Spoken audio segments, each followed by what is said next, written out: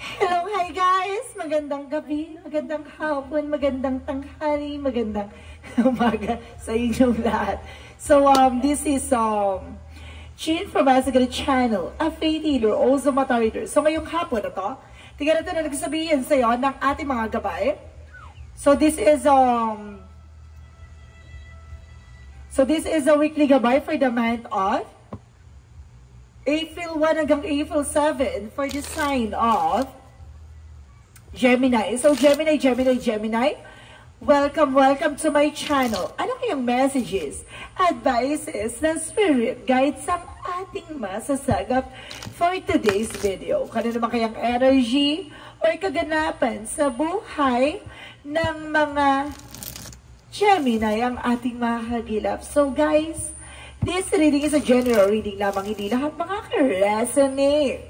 Kunin lamang po ang makaka-relate sa inyo and comment down below kung kaninong energy ang ating nasagap. And of course, don't forget to like and subscribe my channel and hit the notification bell for more videos update. And of course, maraming salamat po sa mga walang sawang pagsuporta sa aking channel, lalong-lalo na yung hindi nag-i-skip ng ads. Naway pagpalain kayo ng Diyos at may kapal siksik-lig-lig na gumapaw na biyayang manong balik sa inyo. So let's see what is the messages, advices sa iyo ng ating angel spirit. Angel spirit, guys, give me information. Ano kayo gusto sabihin sa ng ating marahan? So let's watch this. Angel spirit messages, give me an information. So there's a Four of Cups. There's a evaluate or analyze. So may mga bagay na kailangan mo pag-isipan at kailangan mo munang pagmunihan. May mga bagay na matatanggap na offer by angels, guys. So may mga bagay dito na kumbaga binibigay na sa'yo pero hindi mo pa rin tinatanggap. Or either there's a Knight of Wands for the silence. No, may mga bagay na kailangan tahimik ka lang, no? Hindi mo kailangan may pangalandakan o maging bulgaran. There's an information na parang kumbaga kailangan there's a step by step, no? Kumbaga hakbangin or may mga bagay na kailangan mo isa lang alam, no? Kailangan mo maging tahimik lang kasi kumbaga the more na bulgaran or nagkukwento ka sa mga bagay na plano mo sa buhay, no? Maraming taong may ngit-ngit at galit at inggit sa'yo na baka mag-cause or magbigay pa yan ng paghadlang ng katuparan sa pangarap mo, no? So, let's see additional messages. And because, guys, there's the Five of Cups. So, there's a regret or something guilt, no? Ayun yung sinasabi ko kanina, parang may galit ata itong tao na sa'yo, no? Hindi matanggap ang alin. There's a Page of Pentacles for investment. So, may mga bagay na kailangan mo mag-invest, no? Kailangan mong magpundar. Kailangan mong punan. Now, there's a Seven of Swords. Now, there's a sneakiness or cheating lying on you. Maging aware ka kasi may mga tao sa paligid mo nagsisinungaling, no? Kumbaga, may mga tao dyan na kumukuha ng impormasyon mo. There is the Empress card for a river, no? Kumbaga, kailangan mo take charge of your situation, no? So, let's see what is the Four of Cups for the Sword card, confidence. No? Kailangan mo malakas kumbaga malakas ang loob mo, kumbaga malaki ang kumpiyansa mo sa sarili mo, kumbaga gala. Kumbaga, kailangan maging matapang ka. No? Na humarap at tanggapin yung mga bagay na ibinibigay sa'yo. There's a Wheel of Fortune. So, see? There's a turning back to your favor. And because there's a Knight of Wands for a silence, no? Kumbaga, kung may mga plano ka, tahimik ka lang, kumbaga, hindi mo akalaing makukuha mo yan at maisa sa katuparan. Kasi nakatadhana mangyari sa iyo yung mga bagay na yan. Diba? There's a good luck is yours. The Five of Cups represent what? So, there's a Page of Cups for intuition. Na makinig ka sa iyong intuition or sa iyong instinct, no? So, let's see what is the Page of Pentacles for the Page of Wands. So, there's a good news, new ideas, no? And new plans about sa investment. So, ibig sabihin may mga nagbibigay ng kaalaman sa'yo or informasyon, no? The Seven of Swords represent the Seven of Wands. So, protection, no? Protection naman yung sarili mo laban sa mga sinungaling, manloloko, manggagamit, no? At lalong-lalo na yun ang mga nagbabalot kayo at impostor. So, let's see what is the Empress card. So, there's the Knight of Pentacles. So there's a blossoming abundance. Talaga yung Empress card para paglago ng isang bulaklak, no? Parang mamumukatangi at mamumukad ka, diba? Pagyabong, paglago. May paglago, maaaring madidiligan ka this time. So let's see what is the Four of Cups. And there's a strength card for the Queen of Cups. Healing na unti-unti nang matatanggap o unti-unti nang mahihilo. No? So let's see what is the Nine of Wands and the Wheel of Fortune. So there's the Four of Wands. So there's a step-by-step reaching your goals and because there's a celebration. So see, talaga nakatadahan na mangyari na maipapanalo mo tong laban na to. At sinasabi sa'yo dito na magdadala sa'yo ng celebration or something success, victory, and of course prosperity. So let's see what is the Five of Cups and the Page of Cups. So let's see. And because there is a Five of Wands, so see complication. May nagbibigay complication dito or there's a competitor. Or either marami kang kalaban sa paligid mo, mahinahon ka. Makinig ka sa gut feeling mo, makinig ka sa mga intuitions or something. Inner voice mo ha. Kasi may mga tao lumalapit sa'yo hindi para tulungan ka. Para guluhin at sirain ang buhay mo. Ruin your life. No? So let's see what is the Page of Wands and because the Page of Wands and because the Page of Pentacles. So there's a Nine of Cups. So there's an offer. No? There's an offer na to na magdadala sa'yo na investment. No? Paglago at paglawak ng iyong finances. Siguro na expansion. And because there's the Seven of Swords and the Seven of Wands represent the Nine of Pentacles by security. Maging secure ka sa mga bagay-bagay. Protection at pangalagaan mo kasi maraming taong aagawin. No? Kukunin yung mga bagay na meron ka. Kasi mga tao na sa paligid mo yung gitera. No? So let's see what is the Empress card because the Queen of Pentacles. And because guys, there's the King of Wands. So there's a control, no? Stability. Na kailangan kumbaga magkaroon ka ng paninindigan, no? Kailangan maging malakas ang iyong desisyon. Kumbaga yung decision mo na yun, hanggang ending na yon. Ganun siya. Kumbaga kailangan mo panghawakan panindigan. Let's see what is additional outcome. So there's a Ten of Wands. No? A Ten of Swords, sorry. There's a backstop. Di? See, nakikita mo yan? Maraming traitor, maraming taong gusto kang pabagsakin. Diba? At the same time, there's the Eight of Wands. So there's a fast communication, a fast movement. No? Kumbaga, there's a trouble. Maraming impormasyon na malalaman mo at kumbaga, makakaiwas ka. Kasi kumbaga, bago pa mangyari ang traidoran, binigyan ka na ng mensahe ng gabay. No? May gabay na gumagabay. Mayroong kang gabay na umaagapay sa'yo. So let's see what is additional messages for career. So there's the Hermit card. See, there's a soul searching. Kumbaga sinasabi dito, there's a soul enlightenment. Binibigyan ka kaliwanagan about sa spirituality. Binibigyan ka ng kaliwanagan ng spirituality pagdating sa finances and career. So ibig sabihin, ginagabayan ka pagdating sa career mo. So let's see additional messages. So there's the Page of Swords. No? Kumbaga, there's a curiosity. Kumbaga, ang dami mong inaalam, ang dami mong tinutuklasan. Ayun yung nagbibigay sa'yo ng something intuitions. No? Kumbaga, marami sumasagi sa isipin mo, hindi mo alam pala. Yung sumasagi sa isipan mo, intuition mo pala yun. No? Kumbaga, akala mo idea lang siya. Hindi, Kumbaga, it's a messages by God. So, let's see what is additional messages for love life. So, there's a Four of Swords. No? There's something rest. So, kailangan mo ipahinga yan. No? Kumbaga, masyado ka ng pagod. No? And frustrate. And of course, there's a Five of Swords. Mag-iingat ka na there's a self-sabotage. Nagkakaroon ng self-sabotage. That because of your action. Dapat hindi ka na naniniwala, pagtitiwala sa mga nasa paligid mo. Kailangan na pagkakatiwalaan mo yung sarili mo. Napapagod ka kasi nga, paulit-ulit yung sistema kasi nga, natatraidor mo yung sarili mo, nasasabotahin mo nang hindi mo nalalaman. Diba? Yung tao pinagkwentuhan mo pala, yung tao malaki ang hingit sa'yo. Diba yung mamaya pala yung tao na yun, sinisira ka sa partner mo or either, ginagawa ka ng hindi maganda para maghiwalay kayo ng mga taong makakasama o taong mamahalin mo. So let's see additional messages about sa health. So there is a Queen of Pentacles. So there is a practicality pagdating sa finances. No? Good sense pagdating sa entrepreneur. Pagdating sa finances, matalino ka. No, kumbaga sinasabi sa'yo dito na pangalagaan mo ang iyong health. Kasi kumbaga, kapag business is business, pagdating sa business mo or sa trabaho mo, trabaho is trabaho, workaholic ka. Kaya tendency nagkakaroon ka ng, kumbaga, ulcer. Nagkakaroon ka ng ulcer. So there's that card. Oh my God. Some of you guys, mag-ingat ka ha, baka inyong ikashegi mo. No? At the same time, the death card is an ending and a new beginning. Or either baka matapos na ang sakit mo. Now, baka may mga nararamdaman ka na matatapos na. Or either baka yung nararamdaman mo ay magkaroon ng complication. Kaya kailangan be aware, guys. Ha? May babala na ang ating gabay. Makinig. So, let's see what is the magical fairy messages for you. So, there's a spring. So, see, there's a blossoming, no? Kumbaga, parang bulaklak yan na mamumukadkad, no? Kumbaga, sinasabi sa'yo, this is the moment na maaaring makuha mo na yung what you desire, no? And because there's a summer, so there's a coming summer season, maaaring magbigay sa'yo ng answers, no? Kasagutan sa lahat ng katanungan mo. So, let's see what is the yin and yang oracle cards. For yin and yang oracle cards represent a change, no? May mga bagay na mababago na dito or pagbabago magaganap. At the same time, there's a harvest time, no? Makukuha mo what you deserve.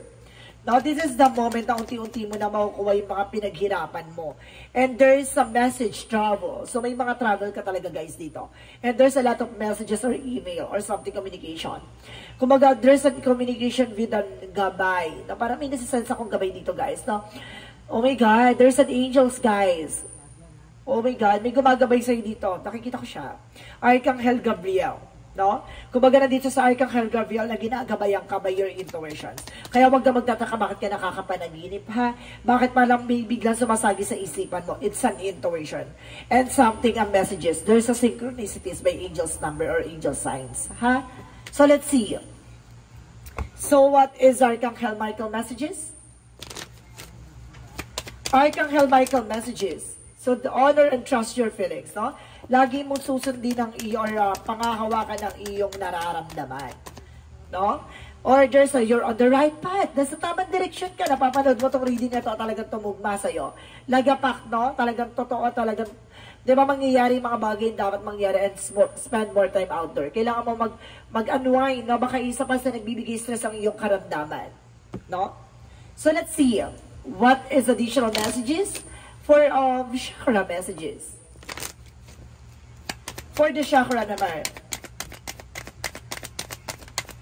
So there is mysticism. Na may mystery dito. I told you nga, diba guys? Meron talagang gumagawa ng hindi maganda dito. Kaya pala may gabay biglang tumutulong sa'yo eh. Oh my God.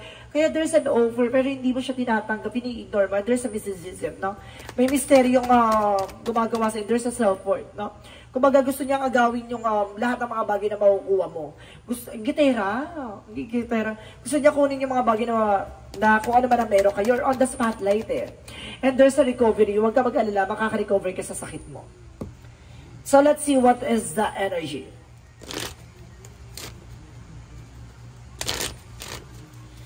Let's see what is the energy in just spirit, guys. So there's a second chakra, Archangel Uriel. So see, pagdating sa finances, ginagabayan ka nating Archangel Uriel. And there's a temple path. No? Maaring kumbaga, marami ka pang matutuklasan at marami ka pang malalaman. No? And there's an information with the seven chakra, Archangel Uriel din. No? Ariel and Uriel pala to, guys. So ibig sabihin, ginagabayan ka dito by your finances and of course your health. And there is an information with strategy. No? Kumbaga, baguhin mo yung strategiya.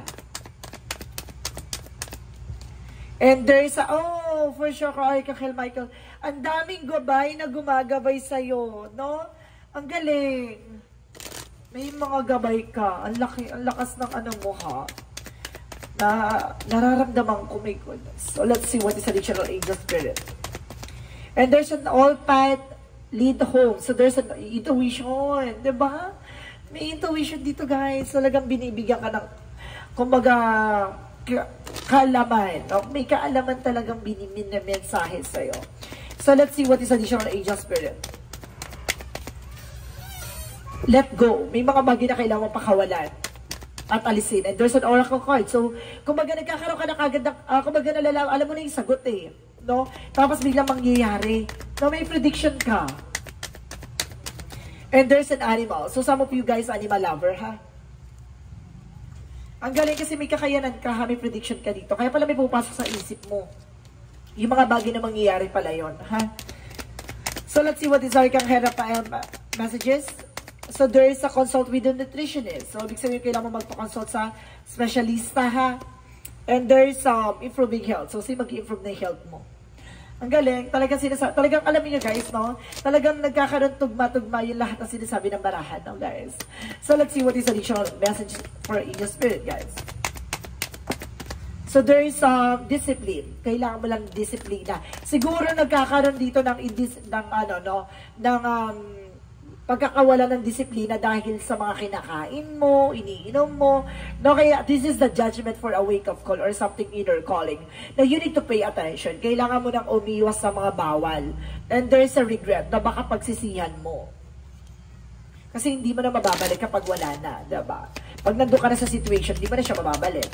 And there is an information with look at the bigger picture. Tingnan mo lagi yung magiging possibilities, yung magiging consequences sa lahat ng actions mo. And there is a time to breathe out. Kailangan mo munang kumaga ng oras para pag-isipan, pagmunihan bago mo mag-take ng actions. Kasi may mga bagay or decisions, no?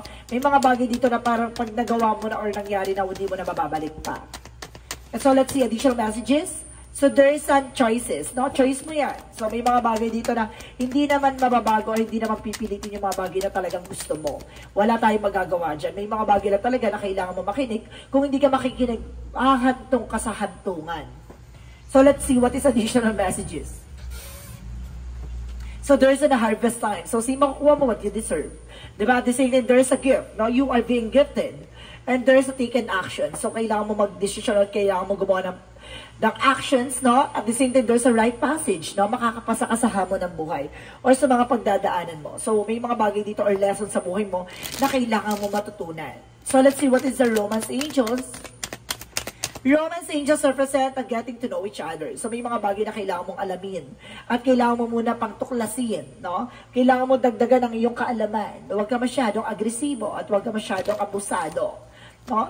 So, let's see what is the Jesus-loving quotes. And there is an information with the come to me, all that you that labor and heavy laden, and I will give you the rest. So, ibig sabihin dito, kumbaga kung ano yung mga bagay na mabigat sa'yo, yung mga bagay na nagbibigay ng mabigat na kalooban mo or nakakapagpahirap sa'yo, pakawalan mo. No? Kumbaga, hayaan mo ng ating Panginoon na gumaan ka sa sitwasyon. Kasi damoy kasi na bit mo yung bigat at nararamdaman mo. It's either yung nakaraang kabiguan, kumbaga hindi mo yung pinakawalan. Hindi ka makakalis sa sitwasyon na kinagagalawan. So, let's see. What is that? Angel's number. So, there is a 99. So, there is a release. So, kailangan mo talagang pakawalan. No? Kailangan mong alisin. There's a success wealth and there's a cycle. What goes around comes around. Kung ano yung ginawa mo, babalik sa'yo. So, ibig sabihin dito, kung makikinig ka at yung mga bagay na iiwasan mo ay hindi mangyayari sa'yo, na mapunta ka sa hantungan. Kaya umiwas ka ha, guys. May death card ka dito. So, sinasabi dito, your current situation are ending. So, you might take advantage of better ones if you are experiencing a significant change or a conclusion of viewing your life as a series of cycles or chapters that may be helpful. How can make you room for something new to emerge? So, see? Kung mag-aalam yung mga bagay na makakapagpabago sa sitwasyon mo, no? Yung mga bagay na kailangan mong pakawalan at kailangan mong alisin. No? Baka yung mga bagay or yung sarili mo, na baka there's a toxic attitude or toxic behavior ka na kailangan mo nang alisin or baguhin. Kasi kung hindi mo babaguhin yan, magiging malaki ang epekto niyan sa buhay mo. So, let's see what is the angel's answer. Angel's answer represent, no need to worry. Hindi mo kailangan mangamba. At sinasabi dito, there's an improving health. No, malaking see guys, talaga sinasabi dito, mag-i-improve yung health mo. No? Kumbaga malaking factor ang pagbabago sa health mo. Kumbaga kailangan mo lang sundin at gawin yung mga bagay na makakabuti sa'yo. There's a yes. No? Talagang tumutugma at talagang sinasabi ng ating barahan na kailangan mong makinig. No? So let's see what is the messages of life. So there's a letting go. So may mga bagay na kailangan mong pakawalan. Today, I remembering that God is within me, around me. I release myself to God's hands and regain my inner peace. I know God is providing me that which is the most beneficial for my soul. I know that God is sending angels to help me. May face my difficulties that arise. I let go in the God will, knowing the best yet to come. So see, talagang binibigay mo na, pinapakawalan mo na yung mga bagay or kumbaga, obstacle or something difficulty sa nangyari sa buhay mo. So, may mga bagay dito na kailangan mo makinig at kailangan mo sundin at isalang-alang yung mga kalagayan at kalusugan mo. At kailangan mong pakawalan yung mga nagbibigay sa'yo ng worries or something failure or something complication. No? Kailangan mo nang umiwas at tanggapin yung mga bagay na kailangan mo tanggapin. No? At the same time, may mga bagay na kailangan mo makinig sa iyong gabay. No? So guys, this is a weekly gabay for the month of April 1 hanggang April 7 for the sign of Gemini. So Gemini, maraming salamat for this wonderful reading. So once again, this reading is a general reading namang hindi lahat makaka-resonate. Kunin lamang pa makaka-relate sa inyo and comment down below kung kaninong energy ang ating nasagap. Maraming salamat guys and see you in the next video. Bye-bye and babush!